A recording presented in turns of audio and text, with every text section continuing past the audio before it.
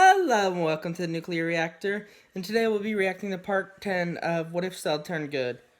And I know y'all are probably going to be mad at me, but I'm just so emotionally and mentally drained that, first of all, I was thinking of not even just posting any videos this week, but I didn't want to do that to y'all, but after everything I had to go through this week, I'm just so drained. So I'm doing the top video right now of a series that I haven't already completed, because my other two top series are ERB and What If Raditz turn good.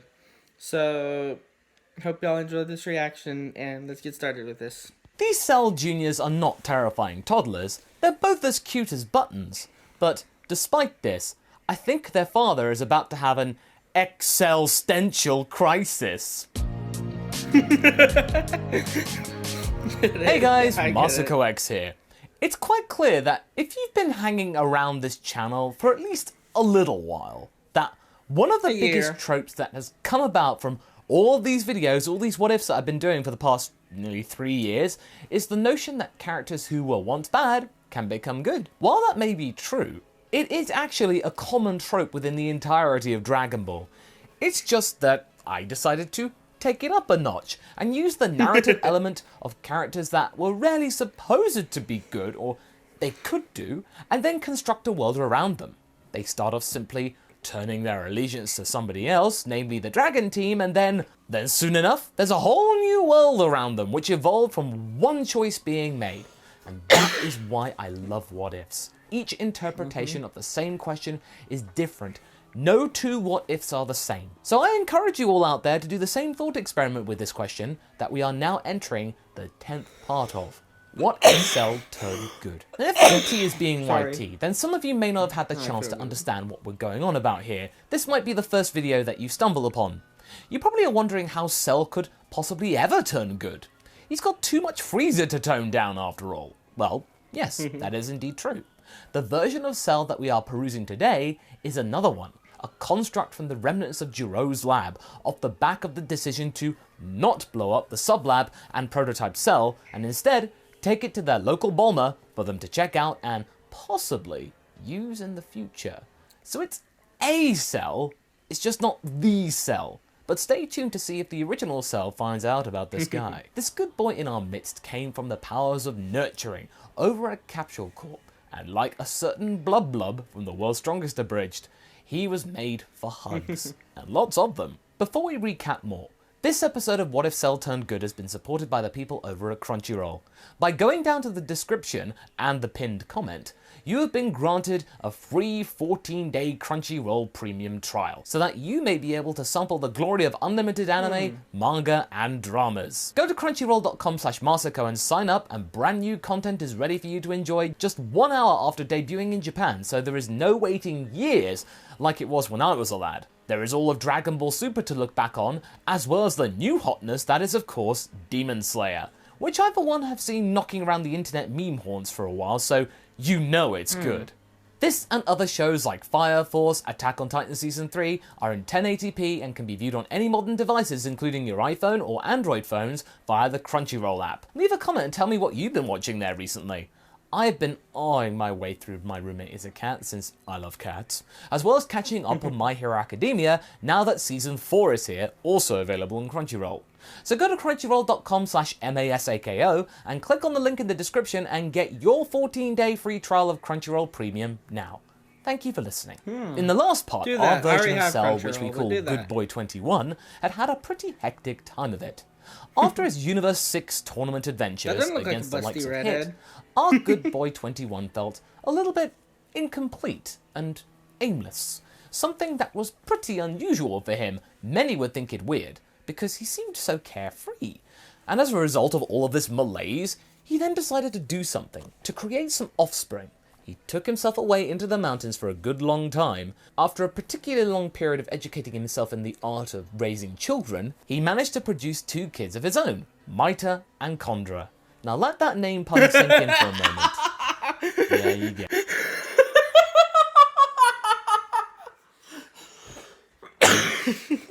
I'm sorry, that was kind of funny.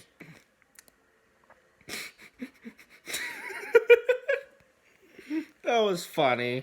Get it? Because he is the cell. So mitochondria is the powerhouse of the cell. Yeah, you get it. Together with their father, the three of them fully established the dojo as the true powerhouse of the cell, literally calling the dojo... What the fuck did I just say? Dojo, the powerhouse. However, as the two of them were being formally introduced to the group, a phone call came stating that future Trunks was back in the past, and that he was looking a little bit worse for wear. This then led to 21 not realizing who this person is, and that the group had really slacked in telling him about his other version, the original Cell. So we will get to that chestnut today, but I felt like that we only got to see a little bit of Maita and Condra, so I'm going to do a slight little retcon here, but the same things after that still play out. During these introductions, Maita and Condra were pretty shy, but Maita was the first one to approach Android 18. "You're my auntie, right?" says the little version of 21 with a rather timid tone. Everybody then looks to Android 18, not sure how she will react to this creature, given her turbulent history with their father, her brother. For a moment, things are tense. But then, something happens, which is unusual. Surprising many of them, this question is able to elicit a small smile from 18, who nods slowly and then introduces Maita to her now cousin, Maron. The two instantly become friends. They hit it off instantly, much to their parents' delight, especially 21, just going, "Whew, that was a close one." Condra has some more problems with his introductions, but Goten and Trunks are the ones that get him from behind his father and begin to entertain the little boy. He is very energetic. Bulma is rather fascinated with the two, asking 21 how he was able to produce offspring that have such notable differences, as opposed to the original version, who didn't. The original Cell, as we all know, was only able to create smaller identical copies of himself, which didn't seem to have that much of a different personality to his. They were basically clones. 21 explains that Maita and Condra had some limited input in how they developed. It's pretty strange, but after some careful thought and as of yet unknown skills that Jiro had yet to have discovered himself, psychomatic physiology changes was actually possible in this construct in some sort of way. 21 deduces that the other guy was probably pretty vain and merely tried to have an army of himself, while 21 wanted to give his children as much freedom as their genetic code would allow them in terms of shaping their looks. Speaking of looks, after talking with Maita for a couple of hours, Maron is really getting to know what Maita is like. All this new external stimulus for this Maita brings out what her personality is all about. There's only so much you can talk about when it's just your dad and your brother and they don't really know much about the world. It seems like the only thing that Maita tends to regret about her decided look is that she doesn't have any hair, since you can create such wonderful designs with such a thing.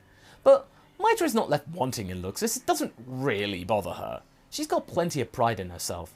She really enjoys reading from what books her dad was able to collect and find, and when she finds out that Gohan has a huge room full of these things, Maita is left misty-eyed with wonderment. Condra, on the other hand, while not spending time with his sister, bonds with Goten and Trunks. Trunks obviously tries his fighting skills almost as soon as they are introduced to try and size up Condra, and is really surprised about how much potential the little guy has. The new kid has got something. But hey, since he is the new kid, Trunks decides to impose upon himself the role of Condra's mentor. Because Condra needs somebody around here to show him the ropes, act like a big brother. After all, he did train Condra's father after all back in the day. He chooses to ignore the fact that most of that time was spent playing with him. This gets Condra just as excited as Maita's desire for books. Meanwhile, there is still one issue that 21 has to overcome before they can resume normality with the gang. They need a house, like a proper one. Not just sleeping on the floor of the powerhouse, it's a dojo, it's not a bedroom. At first, he plans to ask Mr. Satan for help, but he doesn't want to take advantage of the man's hospitality anymore, even though his children start to call him Uncle Marky and want him to listen to the stories of how he defeated Cell. And in moments like this, 21 wonders just how many of his memories his children inherited. Question for later. But right now, though, this introduction couldn't have gone better. 21 is relieved. And again, they decided to extend the time that Maita and Condra were acquainted with the gang, unlike the last part, because Haverock and I wanted to give you some sort of idea about what personalities Condra and Maita had, before we actually then jumped into the original timeline arc. As well. I like his idea here, though, that they can have some input in how they develop and stuff. Because I can totally believe that the original Cell was so egotistical that he just created exact copies of himself. And that he could have changed it and gave them their own personalities, but he just made them the complete copies of himself. Well, except blue instead of green, but you know what I mean. So, that's interesting, though. That they can, that not only can he decide what they want, but they can have input. Was giving 21 a slight vision of his future. Now he'd gotten what he wanted. It's going to be good. However, those idyllic thoughts get interrupted by a very sudden appearance of a mysterious machine next to Capsule Corp and that infamous call to Bulma that we talked about in the last part. Goten, Trunks, Maita and Condra are the first ones on the scene to investigate, and they find future Trunks, who is on the ground next to his machine and thinks that he is hallucinating. In his first act, he turns to face the group of 4 small kid-like figures and mistakes them for Cell Juniors, thanks to the fact that 2 of these beings really look like them. I mean, you can't blame the guy. He's in a daze, he sees them like this. And in said daze, he tries to attack the kids, them looking visibly confused and weirded out. 21 comes to help, which only makes things worse, for obvious reasons. Trunks spots the taller figure, and this guy is definitely Cell. There is no doubt about it. The big crown on his head? No, there's no mistaking that. Trunks rushes him to attack, gaining a second wind, not noticing Goten and the child Trunks. The two have an impressive duel. 21 on the defensive, but still in control, given the fact that Trunks is in a pretty major frenzy and not really knowing what he's doing. And when it becomes clear that Trunks is tiring out, 21 tries to convince the future boy that he is not the bad guy here. He is not who he thinks he is. Trunks is adamant that he's lying, but help is on the way, thankfully. Because luckily, Vegeta hears all of this ruckus going on, and senses 2 power levels duking it out for some reason. He gets there in time to inform future Trunks that 21 is not the enemy. This version, despite looking eerily similar to Perfect Cell, is nothing like the other beast. Future Trunks stops, but since he does stop, all the adrenaline that he was pumping just gives out, and he collapses in a tired slump. He is taken to Capsule Corp, where he's given a sensu bean and a chance to get his bearings now that he's back in the past, having travelled from the future. It's been a while since he last done this, so he needs some time to acclimatise. He's slowly introduced to everyone again, including Maita and Condra. The kids by now are pretty scared of him because of what happened, but 21 doesn't seem to hold any sort of grudge towards him and offers him a handshake, trying to show his kids that this man didn't mean to hurt him, he's not all that bad, he can't be. Trunks reluctantly returns the handshake and hears that 21 really admires him and always wanted to meet him. The Bugman is able to defuse the situation enough that Trunks doesn't attack Goku when he appears, but merely gasps at his sight. Goku Black's influence is there, but Trunks has now since calmed down enough to act more reasonably. He starts to warn everyone about a new evil from the future, but Maita and Condra's mind are focused on something else. Of all the things that Trunks has been saying, they then approach their father and ask him a hard question. Daddy, why didn't you tell us that this Cell guy was like us? That's a good question. 21 doesn't really know. All he knew were the basics about Cell. The real core facts. That he was once an enemy, liked to show off how perfect he was, and that Dr. Gero created him. He only knew the basics, he didn't know the nuances. It never really occurred to him to find out the whole truth about how Cell found himself in this timeline. 21 then walks up to Trunks and asks, Trunks, tell me, how did the other me get here? What happened? Trunks looks to 21 and can tell that this guy is not playing him. He genuinely doesn't know, the look of concern very evident. He tells him what he knew and what Perfect Cell told him. The fact that multiverse theory is not all that's cracked up to be. 21 and the kids are stunned. They didn't realise that Cell was that cruel. Nor did 21 know that his other self had offed this future Trunks. The others hadn't told him that bit. This leaves the 3 of them looking very despondent, almost feeling guilty, soul-searching. Are they capable of doing the same thing again? These are questions for later.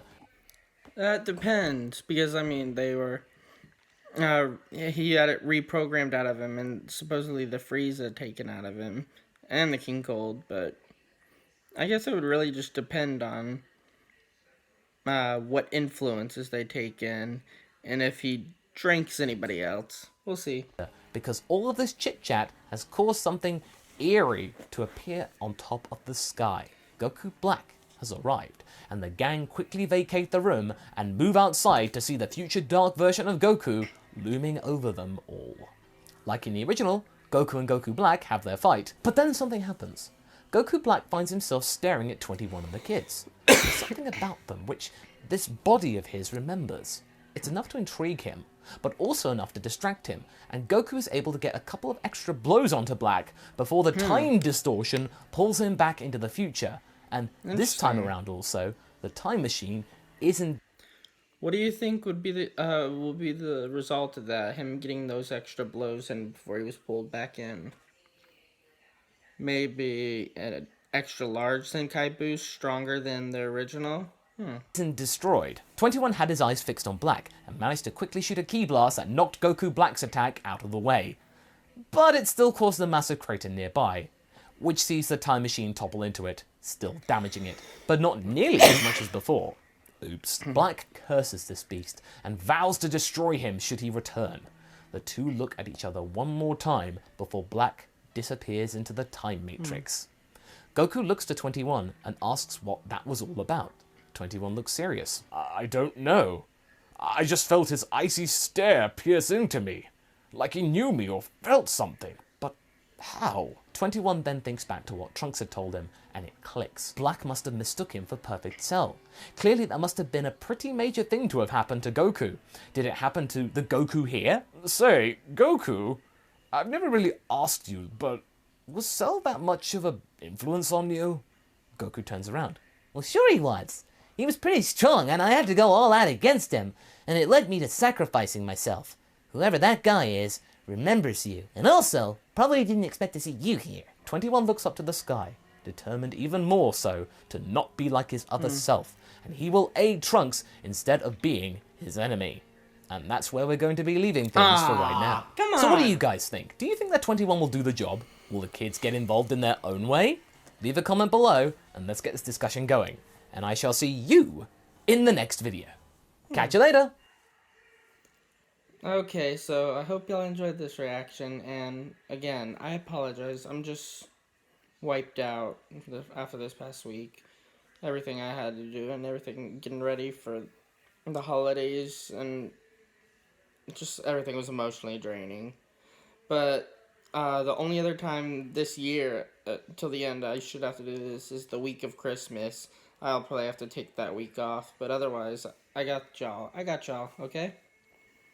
And if I can squeeze out another video later on this week, I'll try to, but I can't make any promises.